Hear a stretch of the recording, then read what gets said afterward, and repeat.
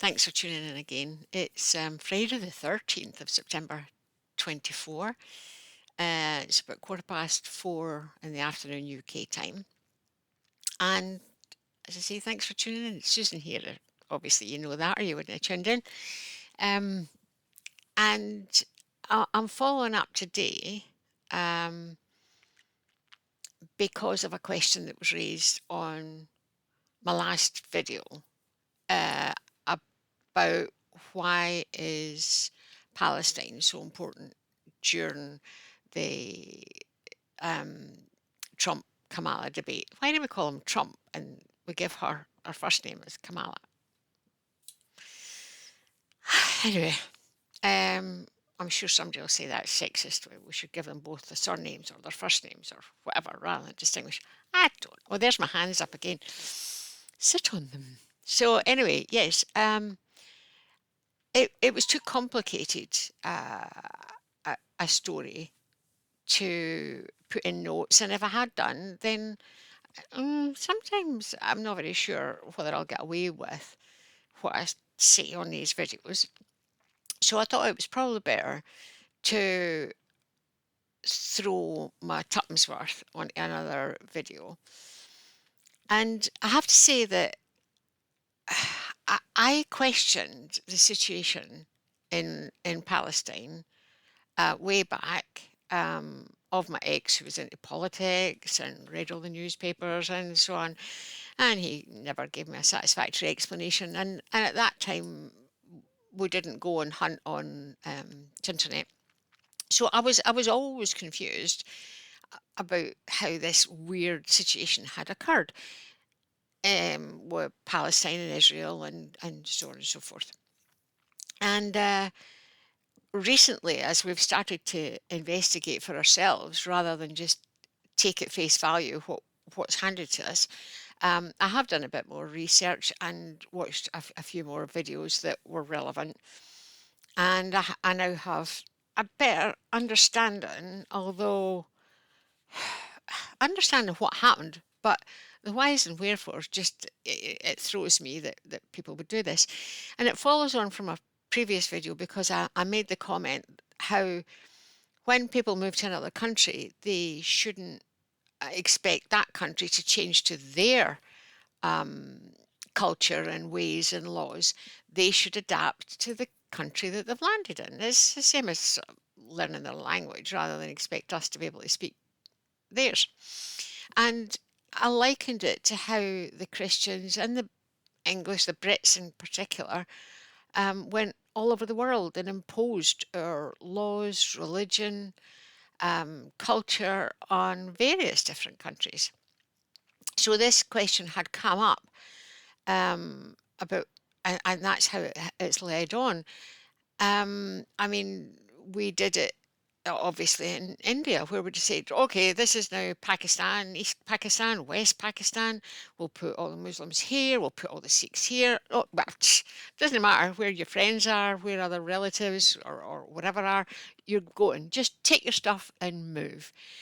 Um, and when I was thinking this through, I realised it was very similar to East and West Germany after the Second World War, where a wall was put up.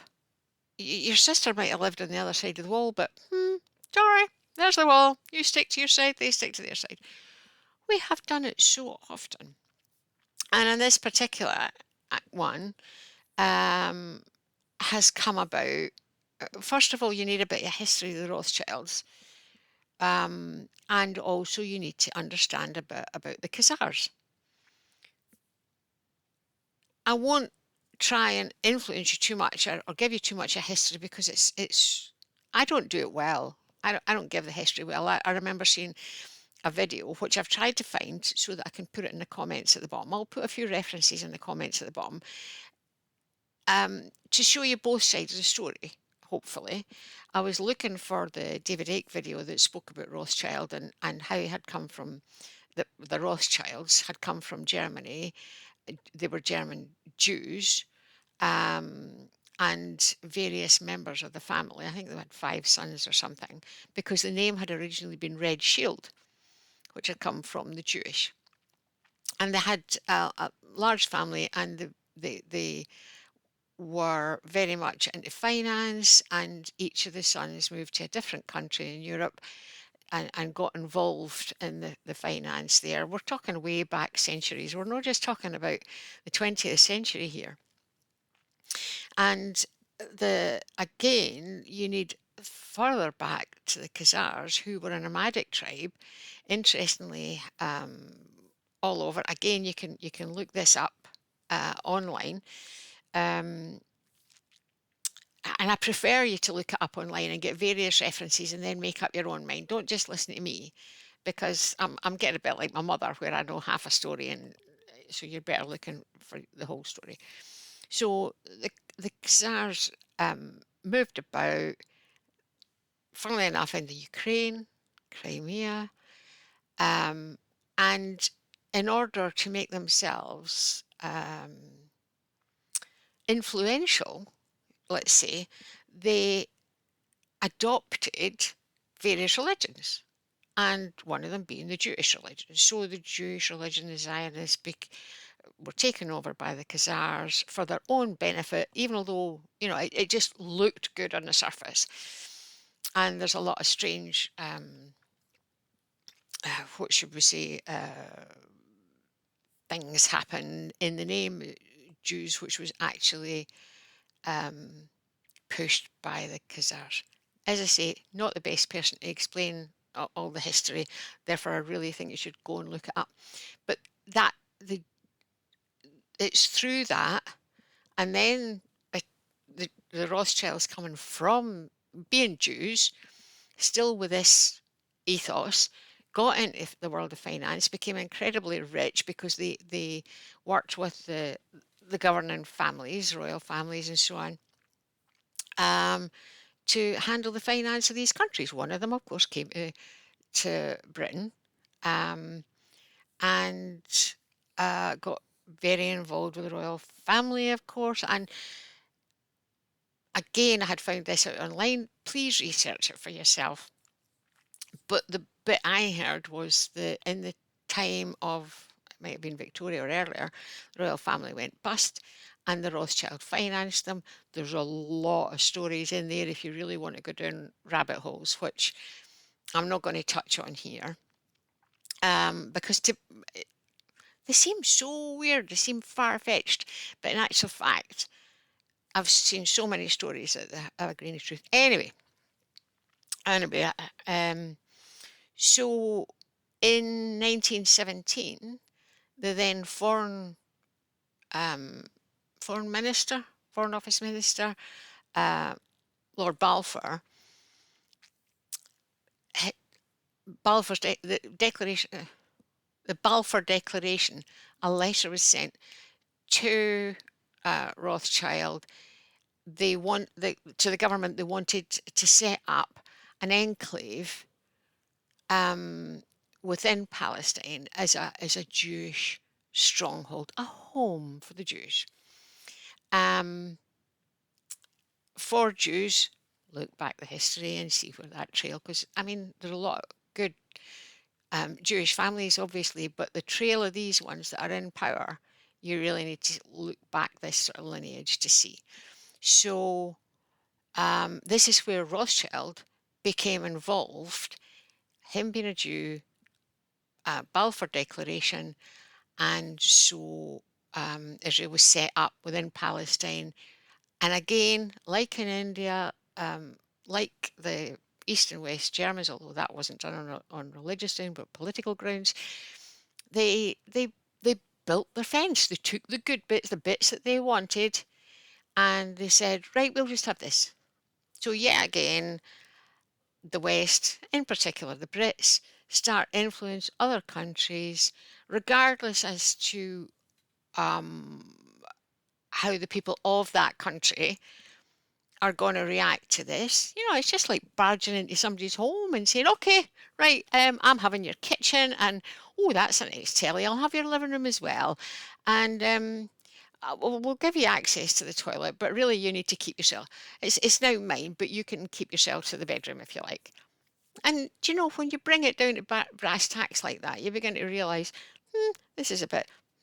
So anyway, my time's gone on, but it was such a story. I knew I couldn't answer it in the comments.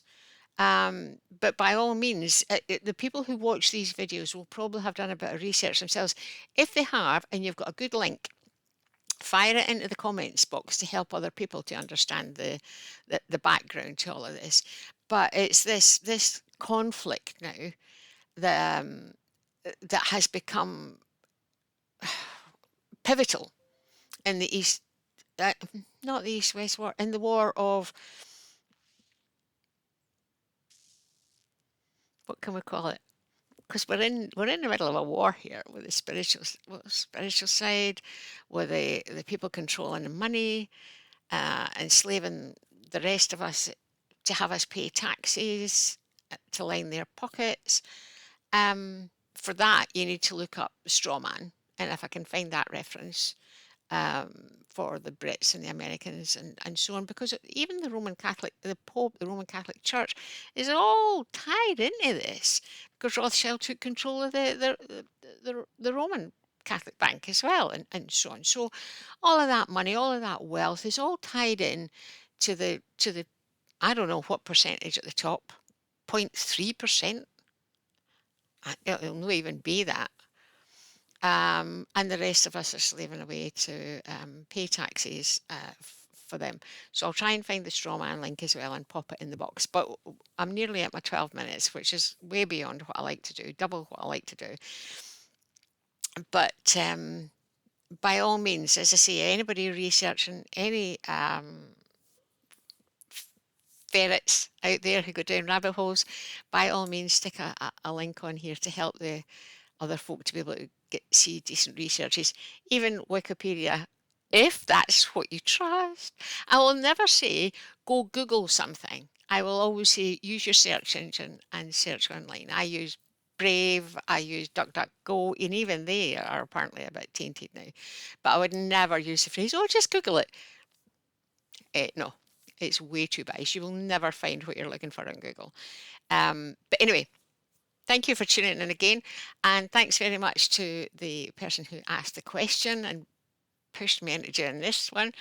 It's really nice to see that I've now got people tuning in and talking to me from across the, I nearly said across the globe, but flat earthers will go, oh, there is no globe. Whatever it is, and I have to admit, I just don't know these days.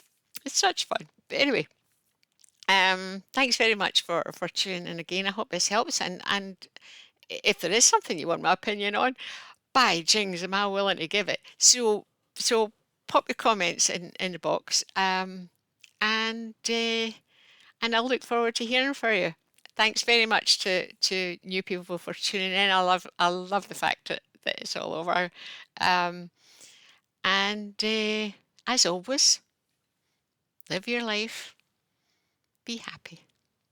So live, love, and most of all, be happy. Thanks very much for tuning in. Bye for now.